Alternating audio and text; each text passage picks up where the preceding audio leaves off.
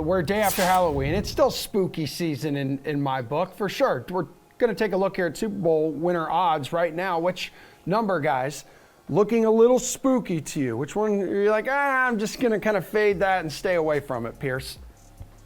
I'll stay away from the Bills as the favorite. I just don't want anything to do with anyone that's the favorite at this point in the season. There's just too many unknowns.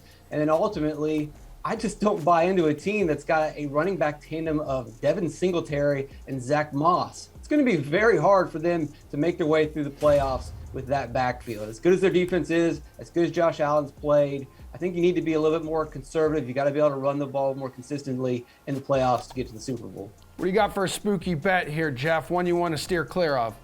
Pretty much the same idea, but I'm going to go to the other side. I'm going to say stay away from the Rams at plus 750. This team's getting its tires pumped again because they've beaten the Lions and the Texans 2 weeks in a row. And oh, by the way, they barely beat the Lions.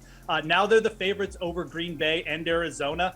I don't understand it. It doesn't make sense. So for me, the Packers are the bet there in the NFC. The Rams looking very spooky, very, very spooky at plus 750. I'm not necessarily a huge believer that this team has what it takes.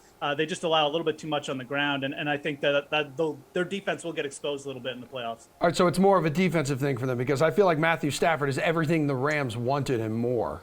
Yeah, absolutely. No, I mean, it's not a condemnation. They're not a bad team or anything. Yeah. It's not a condemnation on Stafford. But I think when you look at the odds, mainly, you're thinking, well, the Rams lost to the Cardinals at home. The Packers just beat the Cardinals, yet the Rams are favored over both those teams again, off of 2 week wins or wins over weak teams. Okay. I just don't think that their odds make any sense. And they're spooky.